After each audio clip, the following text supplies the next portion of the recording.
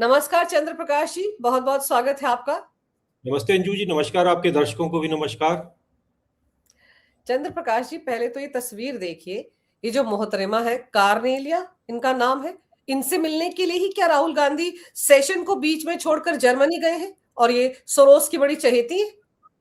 जी, session को बीच में छोड़ के, अपनी पार्टी को मझधार में छोड़ के, और तमाम तरह के जो अभी इस समय, मतलब सबसे बड़ी बात है कि आप विपक्ष के नेता हो, तो विपक्ष के नेता का तो काम वही, जब संसद का सत्र चल रहा होता है वही उसका असली रण क्षेत्र होना चाहिए। लेकिन राहुल गांधी जो है, जैसा कि उनकी आदत है, कोई पहली बार नहीं है, तो ये जर्मनी गए। जर्मनी में वहां पर जो BMW वगैरह तो सबने देखा, जो उनके बाकी जो वहां पे लटके झटके थे वो सबने देखे। लेकिन ये जो चित्र है इसने सबका ध्यान खींचा है, क्योंकि ये बर्लिन का ये हार्टी स्कूल है, और वहां का, और ये जो है सेंट्रल यूरोपियन यूनिवर्सिटी, जो कि वहीं पे रहा है, और उसके बोर्ड ऑफ ट्रस्टी में ये है, जिसमें बोर्ड ऑफ ट्रस्टी के चेयरमैन जो अध्यक्ष हैं वो स्वयं इनके मेंटोर, राहुल गांधी के मेंटोर जॉर्ज सोरोस।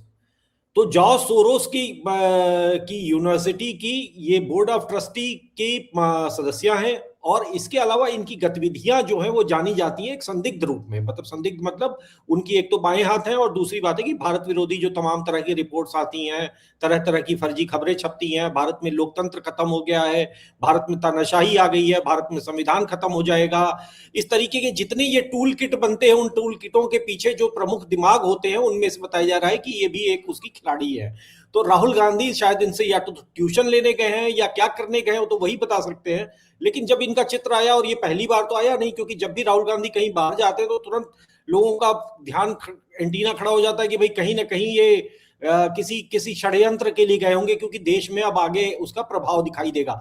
ये जैसे ये चित्र है, मेरे ख्याल से ये 2024 का है, जब ये गए थे, और वहां पर ये सुनीता विश्वनाथन नाम की ये महिला है, जो जिनको सर्किल, गोल सर्किल कर रखा है लाल रंग से। तो ये सुनीता विश्वनाथन जो है वो हिंदूज ह्यूमन राइट्स करके एक संगठन चलाती हैं। ये आप बताइए, नाम सुनेंगे तो आपको लगेगा कि हिंदुओं के मानवाधिकारों के लिए काम करती होंगी। ये भगवान शिव के ऊपर ये अश्लील, मतलब जो टिप्पणियां सोशल मीडिया पर लिखने के लिए, कि मतलब एक ऐसी टिप्पणी इन्होंने भगवान शिव के ऊपर की थी जिनके नाम में ही भगवान शिव है, मतलब सुनीता विश्वनाथ। तो उसी विश्वनाथ के ऊपर इन्होंने एक ऐसी टिप्पणी की थी, जो कि इनके खुद के माता पिता ने कितने प्रेम से इनका नाम रखा होगा, और वो उनके नाम, उन्हीं का मजाक उड़ाया, मजाक क्या उड़ाया, गाली दी। और राहुल गांधी जो भी शिव भक्त हैं, ये उनसे मिलने पहुंच गए। तो ये हिंदू ह्यूमन राइट्स वाले लोग हैं, ये उसका ये संगठन चलाती हैं, और वो भी संगठन जो है जॉर्ज सोरोस से फंडेड है। तो ये जितने भी राहुल गांधी जब भी अपने मूल, अपने मतलब अपने जो अपना एक कहे जो पश्चिमी देशों की यात्रा पर जाते हैं, मतलब अरब से लेकर और यूरोप तक और अमेरिका तक आगे, तो उसमें जब भी जाते हैं तो कहीं ना कहीं उनकी हर यात्रा में एक जो सूत्र कॉमन होता है, एक सूत्र कहें या दो सूत्र कहें। एक तो इनके अपने अंकल सैम साथ में रहते हैं, सैम पित्रोदा। हर यात्रा में वो व्यक्ति, हर बार वो आदमी सत्यानाश करता है, कुछ ना कुछ बोलता है, फिर पार्टी कहती कि हमने तो उनको पार्टी से निकाल दिया। हमेशा उस आदमी का, उसी ने कुछ समय पहले कहा था, यही सैम पित्रोदा है जिन्होंने कहा था कि उत्तर भारत के लोग जो हैं चाइनीज हैं, और दक्षिण भारत के लोग जो है साउथ अफ्रीकन है। मतलब इस तरीके के लोग, जब इस तरीके के भारत के बारे में इस तरीके का विचार रखने वाले व्यक्ति राहुल गांधी के मतलब एक, मतलब उनके करीबी है। सलाहकार हैं, उनके करीबी हैं, उनको बताने वाले हैं, तो फिर राहुल गांधी क्या करेंगे। तो वहां जब जाते हैं, जब भी, तो एक पहला सूत्र तो अंकल सैम होंगे, और दूसरा सूत्र जो हर यात्रा में होता है, हर उनके मिशन में होता है, वो होता है जॉर्ज सोरोस। जॉर्ज सोरोस का एक ऐसा कोई गुर्गा होता है जिसको पूरी दुनिया जानती है, जिसको लोग जानते हैं कि ये अगर ये वहां है तो जॉर्ज सोरोस है स्वयं। तो ये जॉर्ज सोरोस के साथ इनकी जो इंटरनल मीटिंग्स होती होंगी, भगवान जाने, मुझे नहीं पता, लेकिन अगर होती होंगी तो उनके तो फोटोज नहीं आती हैं। लेकिन जो इनके बाकी तरह की यात्रा, अब जैसे ये जो अभी आपने चित्र दिखाया है, ये एक इनका ये बांग्लादेशी पत्रकार है, इनका नाम मुझे अभी ध्यान नहीं आ रहा है, कुछ मुशरफुल करके, मुशरफुल फजल या मुशरफुल अब्दुल, कुछ ऐसे ही नाम है इनका। ये एक OCCRP, इसकी चर्चा अगर आप याद करें हिंडनबर्ग के समय आई थी। OCCRP जो है एक पोर्टल है, एक न्यूज पोर्टल है, और ये पूरी तरह से जॉर्ज सोरोस का चलाता है का वो है। जैसे ये वायर और भारत में तमाम तरह की लॉन्ड्री पॉन्ड्रियां चलती हैं, तो उस तरीके का ये एक पोर्टल है, जो कि वहां जो भारत के बारे में जितनी फर्जी रिपोर्ट्स ले लीजिए, भारत में मतलब हर तरह के झूठ भारत को लेकर जो अंतर्राष्ट्रीय स्तर पर प्लांट किए जाते हैं, उनके पीछे ये OCCRP का कोई ना कोई हाथ रहता है। ये उनके जर्नलिस्ट हैं सज्जन। अब मतलब बताइए, जो व्यक्ति जाकर भारत के लोकतंत्र को गाली दे रहा है, भारत को कश्मीर को भारत से तोड़ रहा है, कश्मीर छोड़ दीजिए, नॉर्थ ईस्ट को भारत से तोड़ रहा है, गुजरात को भारत से तोड़ रहा है, केरल, तमिलनाडु, मतलब टुकड़े टुकड़े गैंग का हर आइडिया जिसके पास है, ये वही बांग्लादेशी पत्रकार है। और ये कितना इसने जहर, अगर कोई जाकर इसकी बाईलाइन स्टोरीज पढ़ ले तो पता चलेगा कि इस व्यक्ति के अंदर जहर कितना भरा हुआ है। अगर राहुल गांधी इसके साथ इतने प्रेम से सेल्फी खिंचाते हुए देखे जाते हैं, तो क्या राहुल गांधी को पता नहीं है कि ये कौन है? आप किस तरीके के लोगों के साथ उठ बैठ रहे हो, आप तो उससे भी बहुत सब कुछ अनुमान लगता है कि आप कर क्या रहे हो। आप भारत में विपक्ष के नेता हो, आप भारत को गाली देने वाले, आप वो जब वो कश्मीर को भारत का हिस्सा नहीं बताता, जब वो कहता है कि कश्मीर भारत से आजाद होना चाहिए, जब वो कहता है कि नॉर्थ ईस्ट भारत से आजाद होना चाहिए, जब वो आप कहता है कि सिक्किम जो है भारत का हिस्सा ही नहीं है, तो इस तरीके का एक व्यक्ति जब आपके साथ उठता बैठता है, तो ये भारत पर, भारत की सरकार पर हमला नहीं है, ये नरेंद्र मोदी के खिलाफ अटैक नहीं है, ये तो भारत की पूरी संस्था जिसको तथाकथित रूप से ये दावा करते हैं कि उनके नाना और इनके जो एक पूरा परिवार जो है उसी ने सारी कुर्बानियां दी हैं। तो अगर राहुल गांधी उन लोगों के साथ उठ बैठ रहे हैं, तो इसका मतलब उन्होंने अपने परिवार, अपनी पार्टी, अपनी पूरी विचारधारा, अपनी पूरी विरासत, उस सब से कहीं ना कहीं पीछा छुड़ा लिया है। अब उनके मेंटोर जो हैं वो नेहरू जी या गांधी जी नहीं है, उनके मेंटोर, उनके मुखिया, उनके सरगना जो हैं, वो जो भी कह लें, उनको प्यार से कहें, वो अब जॉर्ज सोरोस है। और जॉर्ज सोरोस के लोग जो हैं उनको जगह जगह उपलब्ध हैं, उनके हर अभियान में उपलब्ध हैं। वो भारत में भारत जोड़ो यात्रा करते हैं, तो वो वीपी जो जो एक वाइस प्रेसिडेंट है, जो ओपन सोसाइटी फाउंडेशन जो संगठन है जो जॉर्ज सोरोस चलाता है, जिसका सबसे मतलब बाकी तो सब घूम फिर के हैं, बाकी सबकी आप पे कह सकते हैं कि भाई कहीं और से मतलब पैसा जाता है, किसी और को पैसा देते हैं, वो पैसा कहीं और से जाता है। लेकिन जो उसका सीधा संगठन है वो है open society foundation. Open society foundation का जो वाइस प्रेसिडेंट है, उसके साथ हाथ में हाथ लेकर ये राहुल गांधी भारत जोड़ो यात्रा में, सलिल शेट्टी जिसका नाम है, उसके साथ ये चल रहे थे। तो इसका लेकिन सर ये जो कार्नेलिया वॉल्स से मिले हैं, और हमने देखा बांग्लादेशी पत्रकार के साथ भी गलबैयां हो रही हैं, इतने क्लोज आकर तो कोई वही शख्स आपके साथ सेल्फी खिंचवाता है जिसके बारे में आपको सारी जानकारी होती है। लेकिन राहुल गांधी 15 तारीख को जर्मनी गए, उसके बाद से बांग्लादेश में क्या हो रहा है, भारत के खिलाफ नारेबाजी हो रही है, कैसे जमात के लोग सड़कों पर उतरे हुए, क्या बवाल मचा हुआ है वहां पर। और राहुल गांधी जर्मनी में इन लोगों से मिलते हैं, आपको लगता है कहीं कोई कनेक्शन है दोनों के बीच में? क्योंकि भारत को डिस्टेबलाइज करने के लिए तो पूरा का पूरा सोरोस गैंग लगा हुआ है, डीप स्टेट लगा हुआ है, और राहुल गांधी उन्हीं के साथ उठ बैठ रहे हैं। सर टाइमिंग बड़ी खतरनाक है, क्योंकि सेशन छोड़कर अगर आप जाते हैं तो इसका मतलब बड़ा अर्जेंट काम है आपको। आप बीएमडब्ल्यू की फैक्ट्री घूमने नहीं गए थे, आप इन्हीं से मिलने गए थे। बिल्कुल बिल्कुल, वो तो एक आई वॉश है, क्योंकि अगर आप संसद का सत्र छोड़ के गए, और ये कोई पहली बार तो है नहीं, आपकी जो यात्राएं हैं उनसे जोड़कर अगर आप एक इतिहास बनाया जाए, जो कि कई बार लोगों ने अलग अलग उसमें इसको एक कोरिलेशन स्टैब्लिश किया है कि राहुल गांधी की हर विदेश यात्रा के साथ भारत में जुड़ा हुआ एक षड्यंत्र, एक हमला, एक कोई, चाहे वो हिंडनबर्ग जैसा कोई हो, या कोई आतंकवादी हमला हो, या कोई ऐसा बयान जिससे भारत, या कोई ऐसी रिपोर्ट कि भारत में लोकतंत्र खत्म हो गया है, भारत में संविधान, मतलब एक आप जाते हैं भारत को गाली देते हैं, आपका पूरा एक तंत्र है जो भारत को गाली देता है। तो ये देखिए, अब ये राजनीतिक छीटाकशी का विषय नहीं रह गया है, अब ये सिर्फ एक आरोप प्रत्यारोप का विषय नहीं रह गया है कि भाजपा कहे, ये वास्तव में खुलकर, जो एक बहुत पहले मुझे ध्यान है कि कुछ समय पहले भाजपा की एक प्रेस कॉन्फ्रेंस में कहा गया था, राहुल गांधी के लिए एक शब्द कहा गया था कि he is a traitor of highest order. मतलब एक देशद्रोही, एक भारत द्रोही, एक व्यक्ति जो खुलकर अपने चरित्र, और कभी वो सफाई नहीं देता है। भाई अगर मुझ पे 2 बार आरोप अगर कोई लगा दे, विरोधी पार्टी के लोग, तो राजनीति है, अगर मान लीजिए कि कोई आरोप लगा दे इस तरीके का, तो आप क्या करेंगे? आप सतर्क रहेंगे, आप थोड़ा ध्यान रखेंगे कि भाई फोटोग्राफी, राहुल गांधी को कभी कोई संकोच नहीं है, राहुल गांधी ने कभी कोई छुपाया भी नहीं है, मतलब कभी अपने आप को ये एक खुलकर आकर सफाई भी नहीं दी कि भाई मेरे इन लोगों से कोई संबंध नहीं है, ये तो मेरे साथ आके फोटो खिंचवा दी। मतलब आप सफाई भी दे दो, कम से कम पता तो चले देश को, लेकिन आपने उसकी भी आवश्यकता नहीं समझी, क्योंकि आप उसको अपने माथे का मुकुट समझ रहे हो। आप खुलकर अब एक तरह से स्वीकार कर रहे हो कि जॉर्ज सोरोस आपका मेंटर है, आप उसके साथ मिलकर भारत में रिजीम चेंज कराना चाहते हो, आप प्रधानमंत्री बनना चाहते हो। आपको लगता है कि इस देश की जनता ने आपको नकार दिया है, इस देश की, भारत के अगर 140 करोड़ लोग आपको पसंद नहीं करते हैं, तो क्या हुआ? आप जॉर्ज सोरोस के दम पर इस देश का प्रधानमंत्री बन जाओगे। राहुल गांधी भारत की जनता से यही कहना चाहते हैं। सर आपको याद होगा कि एसआईआर को लेकर, वोट चोरी हो रही है, इसको लेकर कितना रायता कितना गंद राहुल गांधी ने फैलाया, लेकिन बिहार की जनता ने उनको करारा जवाब दिया। अभी बिहार के नतीजे आने के बाद जो प्रेस कॉन्फ्रेंस की थी कांग्रेस पार्टी ने, प्रेस कॉन्फ्रेंस किया, उन्होंने एक बैठक की थी और उसके बाद उन्हीं की पार्टी के एक नेता ने बाहर आकर, शायद वेणुगोपाल ने बाहर आकर कहा था कि गड़बड़ी तो हुई है, और राहुल गांधी जी 15 दिन के बाद आकर चुनाव में जो गड़बड़ी हुई है बिहार की उसका पूरा लेखा जोखा देंगे। हम तो इंतजार करें कि पता नहीं म्यांमार से कोई टूल किट बनकर आएगा, अब तो लग रहा है कि जर्मनी से कोई टूल किट लेकर, पीपी फाइल लेकर आएंगे जिसमें बताया जाएगा क्या गड़बड़ी हुई है। अभी तक तो 15 दिन हुए, पता नहीं कितने दिन हो गए, अभी तक तो नहीं बता पाए कि क्या गड़बड़ी हुई बिहार विधानसभा चुनाव में। तो प्रोपेगेंडा ही करने के लिए गए ना वहां पर। देखिए 45 दिन उसके लिए प्रतीक्षा में है कि 45 दिन हो जाए, क्योंकि जैसा कि तेजस्वी यादव ने भी कहा था कि अदृश्य शक्तियों ने वहां पर गड़बड़ी कर दी, भूत पिशाच जिन्न आए थे और उन्होंने ईवीएम में जिन्न ने कुछ हेराफेरी कर दी थी, क्योंकि अब तो कोई और तरीका है नहीं इसको जस्टिफाई करने का।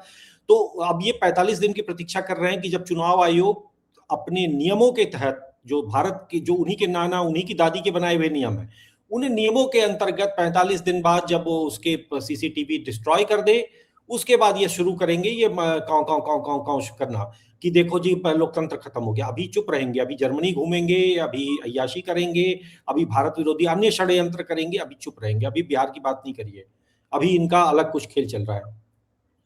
तो ये तो लंबी छुट्टी पे गए होंगे ना। मुझे नहीं लगता कि जो यात्रा बताई गई थी, पहली बार कांग्रेस ने बताया था कि 15 से 20 दिसंबर तक यात्रा पर रहेंगे, अब तो 20 दिसंबर हो गया, क्या पता एक्सटेंड हो जाए उनकी यात्रा, क्या पता चलता है, क्रिसमस से न्यू ईयर है। हाँ बिल्कुल निश्चिंत रहिए, ये 25 ये 20 तारीख के बाद भी ये दिखेंगे नहीं, ये 2 तारीख 3 तारीख तक ये नहीं दिखेंगे। अभी ये क्रिसमस मनाएंगे, उनका जो प्रमुख त्योहार है क्रिसमस मनेगा, उस समय भी ये गायब रहेंगे। न्यू ईयर में ये कहीं पार्टी करेंगे किसी न्यूयॉर्क और वॉशिंगटन में, ये कहाँ होंगे देश नहीं जानेगा कभी भी। भारत का विपक्ष का नेता कहाँ है ये भारत के लोगों को नहीं पता चलेगा। और ये 4-5 तारीख को जब पार्टी अपनी करके आएंगे और फिर वही भारत को गाली देना, फिर वही भारत को चोरी चोर चोर कुत्ता बेईमान कमीना, जितनी इनके शब्द अपशब्द हैं वो सब ये देंगे और ये भारत के ऊपर थूकेंगे खड़े होकर। और इस सब में इनका योगदान जो है, ये इनका जो मेंटर है वो, देखिए मैं एक बात कह रहा था वही बात कि अब ये समय नहीं कि हम इसको लेकर छीटाकशी और राजनीतिक बयान, क्योंकि अब पानी सर से ऊपर गुजर रहा है। अब ठीक है, अब ये राजनीतिक रूप से प्रधानमंत्री इस चीज या भारत की सरकार इस चीज को या भारत की एजेंसियां इस चीज को भले ना देख पाए, जनता के रूप में देखना पड़ेगा, आपको प्रश्न करना पड़ेगा, मीडिया को बात करनी पड़ेगी कि भैया आप कहाँ जाते हैं, क्या करते हैं ना। तो अब इनका जो पूरा जो व्यवस्था है उसमें कोई इनका अपना एक ये प्रश्न कभी इनसे किसी ने पूछा नहीं कि राहुल गांधी आप इतने दिन तक गायब रहते हो, कहाँ रहते हो। जनता जो है इनकी जो है वो इनकी पार्टी, मतलब मेरे कहने का तात्पर्य कि इनके अंदर के लोग जिनको इनसे आशाएं हैं, जिनको नहीं आशा है, जो जान चुके हैं वो तो इनसे मुक्त है, लेकिन जिनको आज भी इनसे आशा है, ये उनके लिए मैं कह रहा हूं कि उनको चाहिए कि इनसे पूछे कि भैया ऐसे कैसे चलेगा, ऐसे कैसे हमारी पार्टी का बेड़ा पार होगा, ऐसे कैसे हम विधायक सांसद बनेंगे। राहुल गांधी अब वो बनाने, उनको विधायक बनाने, उनको सांसद बनाने, उनको सत्ता मिलाने की क्षमता से बाहर जा चुके हैं। अब तो ये भारत को गुलाम बनाने, उनको लग रहा है कि फिर से ईस्ट इंडिया कंपनी जैसा कुछ होगा, फिर से गोरा साहब आएगा और फिर से मैं, जैसे मेरे नाना, मेरे चाचा, मेरे परदादा राज करते थे इस देश पर, वैसे ही मैं फिर से राज करूंगा। वो वही सोच रहे हैं। पर अभी जिस तरह से वो वहां गए हैं, उसके साथ ही कांग्रेस पार्टी के अंदर भी बहुत से नेताओं ने मुखर होकर राहुल गांधी के खिलाफ बोलना शुरू किया। वो उड़ीसा का एक विधायक है, क्या बोला उसने कि प्रियंका को लाने का टाइम हो गया है। फिर याद कीजिए शकील अहमद जो कांग्रेसी रहे हैं, अब शायद कांग्रेस से बाहर है, वो कितना कुछ राहुल गांधी के खिलाफ बोल रहे हैं। वो तो यहां तक कह रहे हैं कि कांग्रेस पनौती बन गई है, इसी पनौती के चलते आरजेडी हारी बिहार में, और शायद वो अखिलेश यादव को भी एक संदेश दे रहे हैं। तो आप सोचिए कांग्रेस के अंदर राहुल के खिलाफ कितने मुखर स्वर होने लगे हैं। देखिए कांग्रेस के अंदर वो जो एक आंतरिक लोकतंत्र है वो तो नेहरू जी ने ही मार दिया था, नेहरू जी के समय ही खत्म हो गया था। इंदिरा गांधी जी के चित्र हम देखते थे कि कैसे कांग्रेस पार्टी के सारे लोग सिर झुका के उनके आगे खड़े रहते थे। फिर जब सोनिया गांधी का युग आया तो जो रही सही कुछ एक आध कोपल थी वो भी मारी गई। नरसिम्हा राव के साथ जो किया और सीताराम केसरी के साथ जो हुआ और अन्य लोगों के साथ जिस तरीके का व्यवहार हुआ, आज अपने एक पपेट प्राइम मिनिस्टर बना के 10 साल राज किया। हालांकि मैं यहाँ पे, चूंकि बात अभी शुरुआत हमारी जॉर्ज सोरोस से हुई है, तो मनमोहन सिंह की भी बेटी जो है वो जॉर्ज सोरोस की नौकर थी। उनकी भी जो अमृत कौर थी, अमृत सिंह या जाबिक जो भी नाम था उनका, वो जॉर्ज सोरोस के ओपन सोसाइटी फाउंडेशन में नौकरी करती थी। तो ये तो स्थिति है कि अंततः आपके लिंक हर जगह से कहीं ना कहीं इस तरीके से बुने हुए हो कि आपको अब इस भारत की पूरी व्यवस्था पे विश्वास ही नहीं रहा है। आप चल रहे हो उन्हीं अपने कि वो हमको एक न एक दिन हमारा उद्धार करेंगे। जो बात आपने कही उड़ीसा के जो एक पूर्व विधायक है कि उन्होंने चिट्ठी लिखी कि प्रियंका गांधी आगे आए, तो ये एक अलग किस्म की इनफाइटिंग चल रही है। इस आदमी की अपनी इनसिक्योरिटी भी है। और जो तमाम शकील अहमद, जी शकील अहमद जो बोल रहे हैं, हाँ मतलब शकील अहमद हो, अगर बाकी छोड़ दीजिए तो भाई मनीष तिवारी और जिनको ग्रुप 18 करके इन लोगों ने लगभग बाहर कर दिया, और शशि थरूर, तो इन लोगों ने भी उस बात को अपने अपने तरीके से ही तो कहा है ना कि भाई इनसे नहीं हो पाएगा। कई सारे कांग्रेसी पत्रकारों ने भी कहा, लेकिन कहीं ना कहीं अब ये दबाव अगर एक संघर्ष, अभी तक तो छुटपुट आवाजें आ रही हैं, छुटपुट विरोध उठ रहे हैं, लेकिन कहीं ना कहीं इनको अगर संस्थागत रूप से आप नहीं इस आदमी को हटाओगे तो ठीक है, भाजपा के लिए तो अच्छा ही है, भाजपा और नरेंद्र मोदी के लिए इससे अच्छा क्या चाहिए कि अगला जा रहा है वहां पर गद्दारों से मिल रहा है, भारत विरोधियों से मिल रहा है, और फिर फोटो भी जारी कर रहा है अपनी। अब वो नहीं कर रहा है तो कोई जनता खींच के उसकी जारी कर दे रही है। तो अब राहुल गांधी को चूंकि देश से आशा नहीं है, लेकिन उनको पता नहीं कि 1.25 करोड़ लोग अभी उनके मालिक को षड्यंत्र कर सकते हैं, वो षड्यंत्र कर सकते हैं, वो कहीं आग लगा सकते हैं, माचिस की तीली धरा सकते हैं, वो कुछ किसी तरह के कहीं दंगे भड़का सकते हैं, सब कुछ कर सकते हैं, आतंकवादी हमले करा सकते हैं। लेकिन राज अभी फिलहाल भारत की जनता भी इतनी मूर्ख नहीं है कि कांग्रेस और वो कर दे जो जो जेंजी करते रहते हैं। उनको लगता है कि नेपाल और बांग्लादेश जैसा भारत में हो जाएगा, वो ना हुआ ना आगे होगा, और इसका मंसूबा वो पाले बैठे रहे अगले अपनी उम्र भर।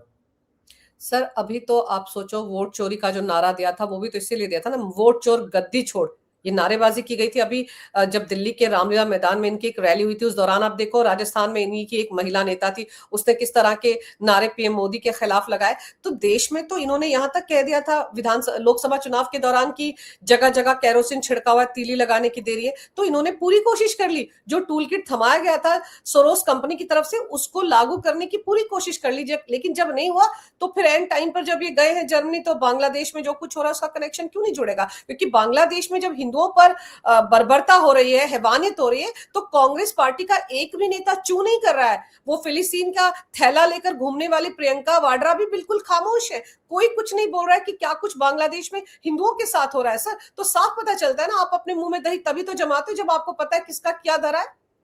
जी बिल्कुल सीधी बात है। देखिए इसमें कोई वो नहीं है, कोई अगर ये आंदोलन वहां की सत्ता के लिए था, वहां की राजनीति के लिए था, तो हिंदू क्यों मारे जा रहे हैं? अगर आप हिंदुओं को मार रहे हो तो आप भारत में, भारत के पूर्वी सीमा पर समस्याएं पैदा कर रहे हो।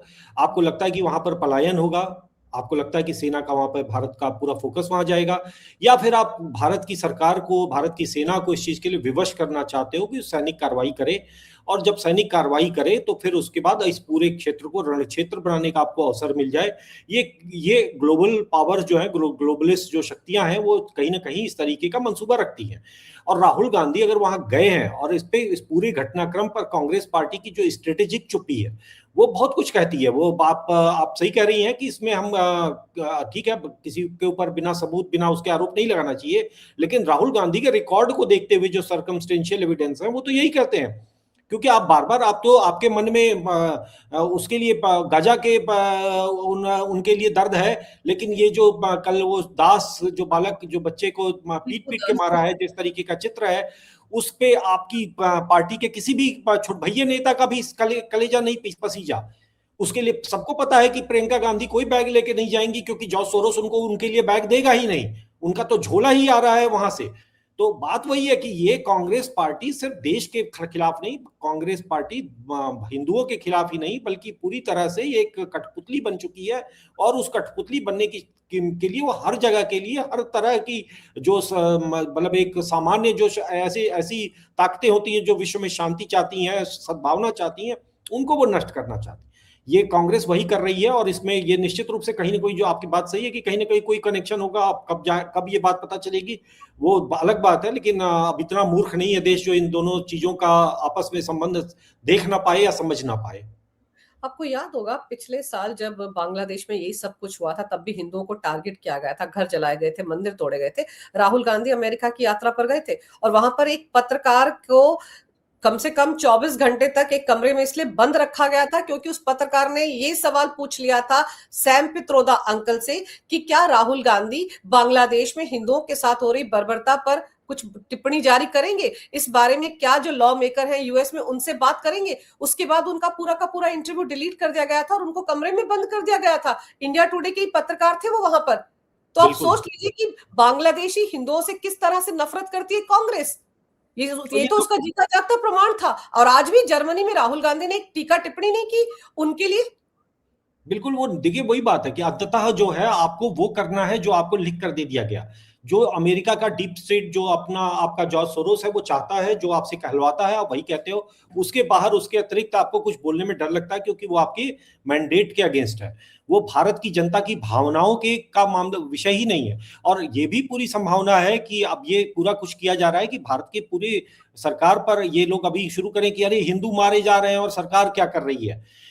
तो ये जो होता है एक ट्रैप बिछाना, सरकार को एक फोर्स करना कि वो कोई एक्शन ले, और एक्शन ले तो फिर उसके बाद आपका ये पूरा जो आपका खेलने का एक अवसर, एक रणभूमि मिल जाए उनको, इस तरीके का एक पूरा गेम होता है। और कहीं ना कहीं कांग्रेस उस तरीके से खेल रही है क्योंकि अगर कोई जैसे ऑपरेशन सिंदूर के समय हुआ कि पहले तो जब हमला हुआ तो चुप रह गए क्योंकि हिंदू मारे गए थे, सबको अच्छा मजा आ रहा था मनी मन। फिर उसके बाद जब देखो हमला नहीं किया, देखो चुप बैठ गए, देखो डर गया मोदी। जब मोदी ने मारना शुरू कर दिया तो अरे युद्ध नहीं, बुद्ध, इन्होंने दुनिया भर की शांति के इसका संदेश देने लग गए। ये कांग्रेस पार्टी के नेता तुरंत उनको महात्मा बुद्ध याद आने लग गए, गांधी का देश याद आने लग गया। और जो भारत ने जब मार जितना मतलब एक डिजायर्ड रिजल्ट था ऑपरेशन सिंदूर से ले लिया और भारत ने युद्ध विराम का ऑफर पाकिस्तान का मान लिया, तो उसके साथ ही फिर नया नाटक शुरू हो गया कि मोदी नरेंद्र सरेंडर। तो ये खेल क्या खेल रहे हैं? ये चाहते हैं कि भारत जो विकास के मार्ग पे है वो किसी युद्ध में फंस जाए। जैसे रूस और रूस यूक्रेन में फंस के आज एक तरह से एक सांप छछूदर वाली स्थिति है। ठीक है, वो रूस बड़ा देश है और यूक्रेन को मार रहा है, लेकिन अंततः जो है वो भाई इस युद्ध में वो खुद भी तो घायल हो रहा है, खुद भी तो उसके कितने लाखों लोग अब तक मारे जा चुके हैं। तो आप कांग्रेस पार्टी चाहती कि ऐसी कोई स्थिति होगी, जब युद्ध की स्थिति होगी, कोई ऐसा संकट आएगा, तो फिर हम भारत में भारतीयों के बीच में ऐसे ही भ्रम फैलाएंगे, भारतीयों को इसी तरीके से भड़काएंगे, भारत की आर्थिक गतिविधियों को हम पटरी से उतार देंगे, भारत फिर से वही हमारे जमाने वाला देश बन जाएगा और फिर हम कहेंगे मोदी तो ने तो कुछ किया नहीं, फिर प्रधानमंत्री राहुल गांधी का बनने का सपना पूरा हो जाएगा। ये वही खेल है। आप बिल्कुल सही कह रहे हैं क्योंकि देखिए राहुल गांधी जर्मनी के लिए रवाना हुए और वो जो महाराष्ट्र का उनका फूका हुआ कारतूस नेता है पृथ्वीराज चव्हाण, उसने क्या स्टेटमेंट दिया कि भारत तो ऑपरेशन सिंदूर में पहले दिन ही हार गया था और 12 लाख की फौज की जरूरत क्या है? वही भाषा जो पाकिस्तान बोल रहा है, वही भाषा जो मुल्ला मुनीर बोल रहा है, वो कांग्रेस के नेता बोल रहे हैं। और अब जब बांग्लादेश में हिंदुओं पर अत्याचार हो रहे हैं तो कांग्रेस के जितने भी पत्रकार, जितने भी टीवी डिबेट्स में विशेषज्ञ आते हैं, वो क्या कह रहे हैं? मोदी सरकार को जरूर बड़ा एक्शन लेना चाहिए बांग्लादेश के खिलाफ। ये क्या हो रहा है? ये खतरनाक घंटी है। मोदी सरकार को, फौज को जरूर एक्शन लेना चाहिए, तुरंत कार्रवाई करनी चाहिए क्योंकि वहां पर तो देखिए हमारे डिप्टी हाई कमिश्नर के घर पर भी पथराव हो गया वगैरह वगैरह। उकसा रहे हैं ये मोदी सरकार को या कहा जाए फौज को कि एक्शन लिया जाए। वो ट्रैप जो ऑपरेशन सिंदूर के दौरान अधूरा रह गया था, उस ट्रैप में फिर से भारत को फंसाने की कोशिश कांग्रेस कर रही है, उनका इकोसिस्टम कर रहा है। तो कांग्रेस तो कई मतलब जिस तरीके से वो जब टैरिफ वॉर चल रहा था क्या चल रहा है, तो उस समय भी जब डेड इकोनॉमी उन्होंने कहा, इन्होंने कहा डेड इकोनॉमी, वो जो जो कहते गए ये उसको रेप्लिकेट करते गए। वो कहते रहे, वो बार बार सरकार को एक संकट में डालने के लिए कहते रहे कि शांति युद्ध विराम मैंने कराया है। मतलब ट्रंप बोलते गए कि युद्ध विराम ने कराए, वो यहाँ पर उसके नाम पर नाटक करते रहे। मतलब आप सरकार को विचित्र स्थिति में डालने के लिए, ठीक है आप विपक्ष का काम हो, विपक्ष का काम सरकार की आलोचना करना, सरकार को घेरना है, लेकिन किसी विदेशी शक्ति की कठपुतली बनकर भारत को एक विचित्र किस्म के संकट में डालना, एक ऐसे संकट में डालना जिससे सरकार को अचानक कुछ ऐसा करना पड़ जाए जिसका प्रभाव मतलब ठीक है आज हम सोचते हैं कि भाई भारत को जाना चाहिए और बांग्लादेश पे हमला कर देना चाहिए, लेकिन आपको समझना पड़ेगा कि भाई बांग्लादेश की ये कोई राहुल गांधी के पिता राजीव गांधी की सरकार नहीं है जो इन्होंने श्रीलंका में शांति सेना जब भेजा था तो वहां पर लिट्टे के हाथों जिस तरीके से भारतीय सेना, बड़ी संख्या में भारतीय जवान मारे गए। राहुल गांधी क्या उसको कभी कांग्रेस पार्टी ने ओन किया कि मतलब जिस तरीके से उन्होंने बलि का बकरा बना दिया था भारतीय सैनिकों को? आप किसी भी युद्ध क्षेत्र में उतरते हो तो उससे पहले वहां की कुछ पता करते हो कि भाई शत्रु कौन है, इससे लड़ना किससे है, जिससे लड़ना है वो कितना सशक्त है, कितना शक्तिशाली है। आप वहां पर क्या बांग्लादेश के जिहादियों से लड़ने जा रहे हो? आप बांग्लादेश के जिहादियों से लड़ने नहीं जा रहे हो। उस युद्ध के मैदान में जब आप जाओगे तो वहां पर आपको CIA भी मिलेगा, आपको वहां पर अमेरिका भी मिलेगा, वहां पे आपको रशिया भी मिलेगा, वहां पे आपको चाइना भी मिलेगा। आप उस लड़ाई को, ये जिस तरीके की शतरंज की बिसात वहां पर बिछी हुई है, उस लड़ाई में भारत कूद जाए अपने हजारों लाखों सैनिकों को, जैसे 1971 में इंदिरा गांधी ने वहां पर मरवाया, वैसे अब ये क्या नरेंद्र मोदी भी मरवा लें? इतिहास का कोई सबक क्या ना सीखें? तो ये बेसिकली वही बात है कि आप इनको पहले उस संकट में डालो, फिर उसके बाद आप अपना उन्हीं शक्तियों, उन्हीं जो भारत के शत्रु हैं उनके इशारे पर यहाँ पर तांडव करो, जनता को कंफ्यूज करो। यही इनका एक जाल है, और यही इसी ट्यूशन को लेने के लिए, यही कोऑर्डिनेशन ठीक से काम करे इसके लिए ये बार बार जाते हैं। और कोई बहुत बड़ी टूल किट मुझे नहीं लगता है कि ऐसा कुछ है। हाँ, इनको एक ब्रीफ किया जाता होगा, बुलाया जाता होगा।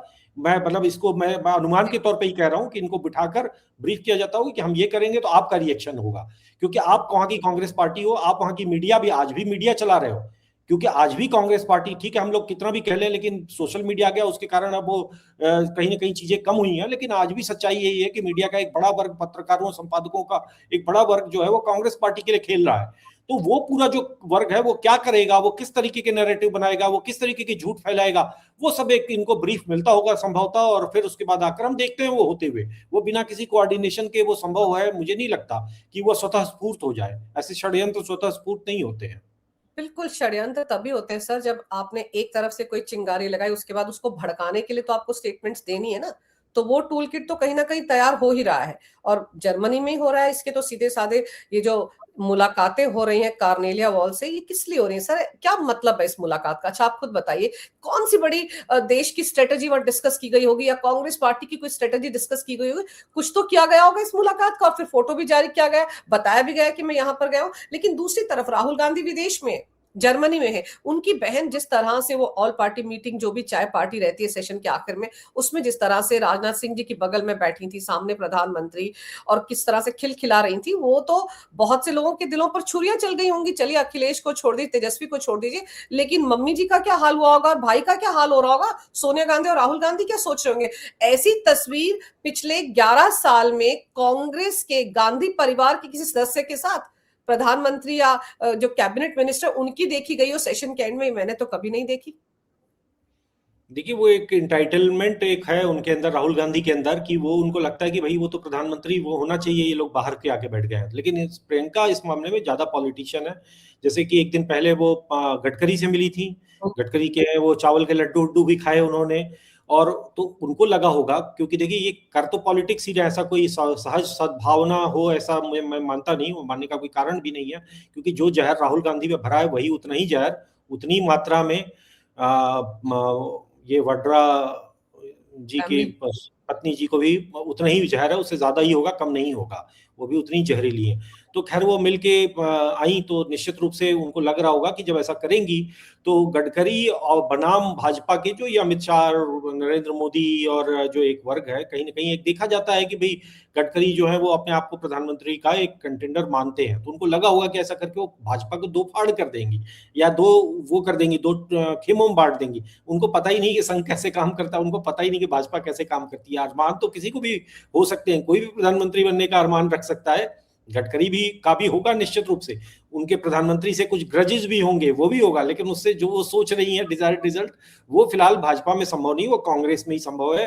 और वो खुद उनके भाई बहन के बीच में भी वही जो एक वैमनस्य कह लें, जलन, ईर्ष्या कह लें, वो है।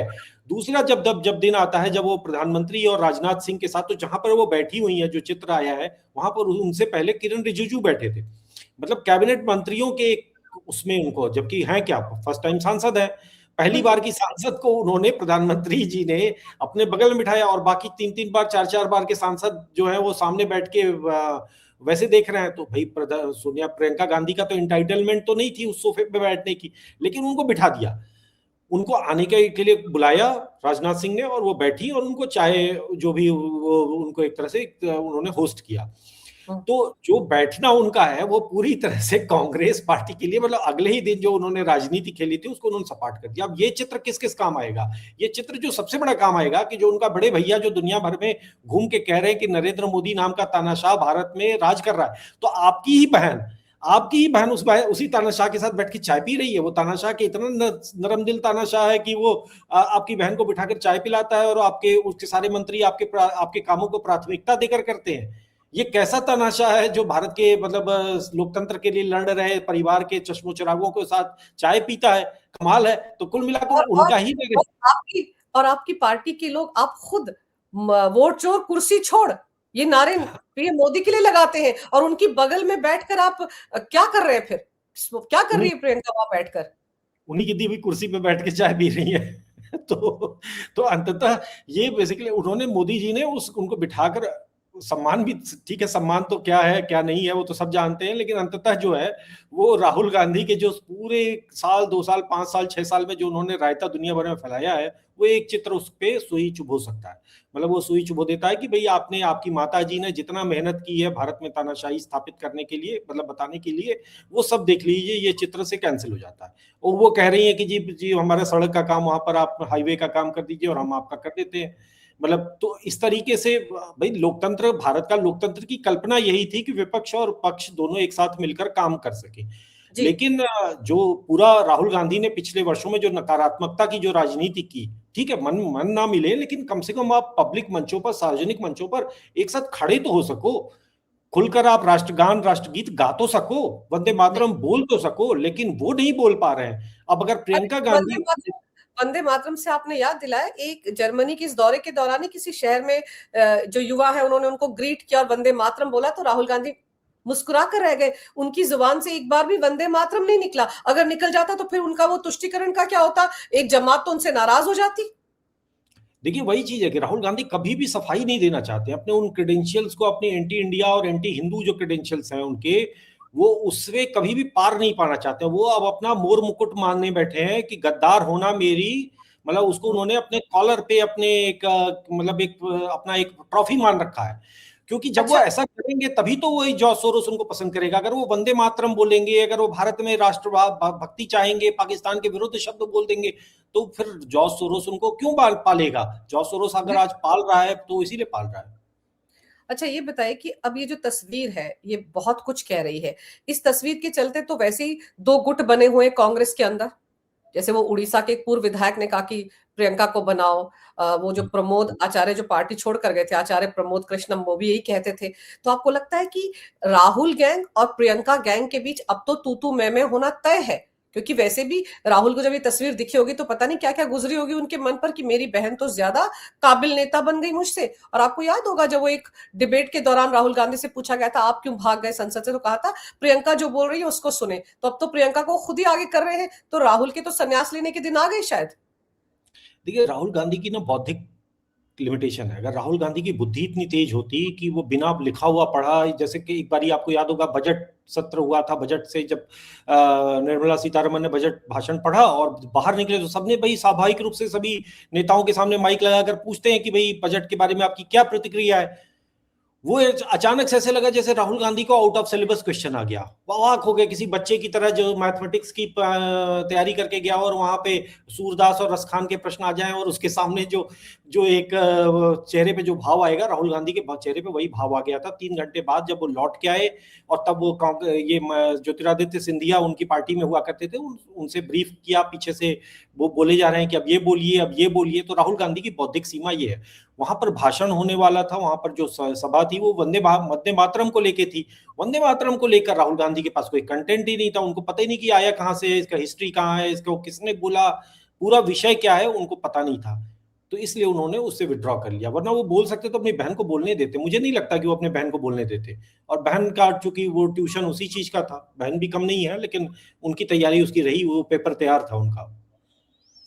चलिए, तो राहुल गांधी जो गुल खिला रहे हैं अब वो गुल जो है वो एक्सपोज तो हो ही रहे हैं। दुनिया को, देश को पता चल रहा है, जनता को पता चल रहा है राहुल गांधी जब भी विदेश जाते हैं क्या करते हैं। लंकावी जाते हैं तो क्या करते हैं, मलेशिया गए, बहरीन गए, क्या करते हैं, तो अब सबको समझ में आ रहा है। लेकिन इतना भी तय है कि अब राहुल और जो प्रियंका का गुट है उनके बीच में भी रिफ्ट और ज्यादा बढ़ेगी आने वाले दिनों में। अब देखते हैं कांग्रेस में क्या घमासान मचता है और सोनिया गांधी की क्या रणनीति रहती है। लेकिन फिलहाल मुझे ऐसा लगता है कि इस बार राहुल गांधी जिस समय में जर्मनी गए हैं उसको लेकर तो सवाल उठ रहे हैं। और वहां जाकर जो उन्होंने किया है और जो कुछ बांग्लादेश में दिख रहा है, हिंदुओं के खिलाफ जो कुछ अत्याचार हो रहा है, उस पर जिस तरह का सन्नाटा पसरा हुआ है कांग्रेस पार्टी में, उन सवालों का जवाब तो शायद उनको देना ही पड़ेगा। सर, आपने समय निकाला, इस विषय पर बहुत ही अहम जानकारी मेरे दर्शकों को दी चंद्र प्रकाश जी, इसके लिए आपका बहुत बहुत धन्यवाद। नमस्कार। भारत माता की जय। वंदे मातरम। जय श्री राम। जय श्री राम।